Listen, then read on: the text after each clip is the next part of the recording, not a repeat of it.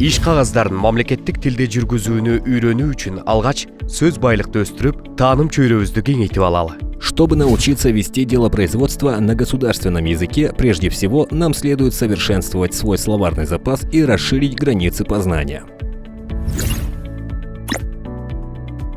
Алгач классификация деген эмне? Түшүнүп алалы. Классификация латын тилинен classis, топтоштуруу жана facere, жасоо деген сөздөрдөн алынган. Сначала давайте поймем, что такое само слово «классификация». Данное понятие образовано от латинских слов «classis» – «разряд» и «facere» – «делать». Классификация түшүнүгү философия, формалдуу логика сыяктуу илимдеги түшүнүктүн көлөмүн белгилүү бир негиз боюнча топторго бөлүү дегенди билдирет. Классификациялоодо көптүк түр же класс катары туюнтулган түшүнүк түркүмдөргө же классчаларга, ал эми түркүмдөр өз кезегинде түркүмчөлөргө ажырайт. Понятие «классификация» обозначает разновидность деления объема понятия в науке, в философии, в формальной логике и других по определенному основанию, признаку, критерию.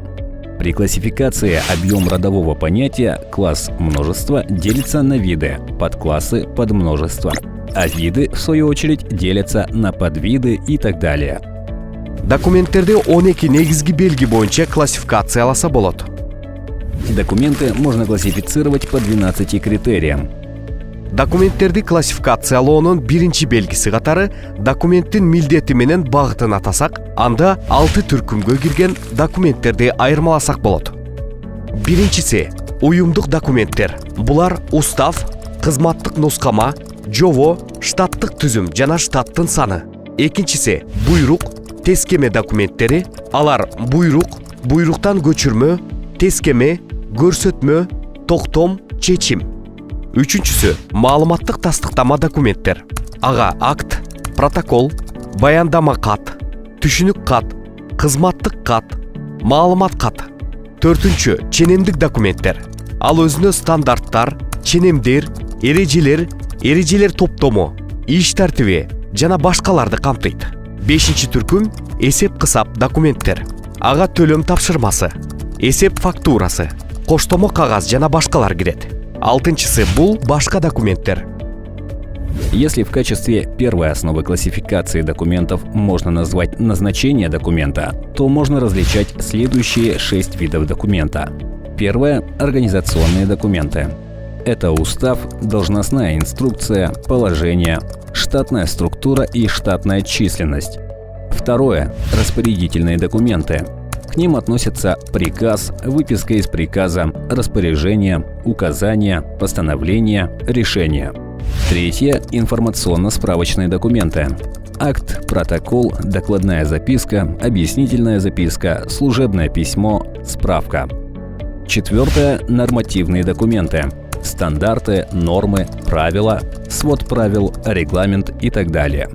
Пятое – учетно-расчетные, бухгалтерские документы. Платежное поручение, счет-фактура, накладная. Шестое – иные документы. Документтерди классификациялоонун экинчи белгиси катары документтин жаралуу убактысын атасак, анда бул белги боюнча биринчилик жана экинчилик деп аталган документтер айырмаланат. Биринчиликке келишим, чек, товарга коштомо кагаз, эсеп фактурасы кирет. Экинчиликке реферат, аннотация, карточка, каталог. Если в качестве второй основы классификации документов можно назвать время его создания, то можно различать первичные и вторичные документы. Первичные – это договор, чек, товарная накладная, счет-фактура. А к вторичным относятся реферат, аннотация, картотека и каталог. Документтерди классификациялоонун үчүнчү белгиси – документти даярдоо ыкмасы. Бул белги боюнча 7 түрлүү документ айырмаланат. Биринчи көркөм сүрөттүү, экинчи адепки долбоор, үчүнчү кол жазма, төртүнчү бекитилген долбоор, бешинчи машинкада терилген, алтынчы электрондук, жетинчи басмадан чыккан, басмадан кийин брошюра, китеп, журнал. Если в качестве третьей основы классификации документов можно назвать способ их изготовления, то можно различать следующие 7 видов документов. Изобразительный, черновой, рукописный, пиловой, машинописный, электронный, печатный. Затем брошюра, книга и журнал. Документтерди классификациялоонун 4-чү белгиси катары документтин мазмунун атасак, анда бул белги боюнча 3 түрлүү документ айырмаланат. Алар илимий техникалык, укуктук жана башкаруучулук, илимий техникалык документтерге макалалар, китептер, патенттер, техникалык жоопчоттор жана сыпаттамалар кирет. Укуктук документтерге болсо токтомдор, жарлыктар, келишимдер жана башка документтер. Ал эми башкаруучулуктарга буйруктар, директивалар жана башкалар кирет. А четвертой основой классификации документов можно назвать их содержание. Их различают следующие 3 вида документов: научно-технические, правовые и управленческие. К научно-техническим относятся статьи, книги, патенты, технические отчеты и описания. А правовые – постановления, указы, договоры и другие документы. К управленческим документам относятся приказы, директивы и другие документы.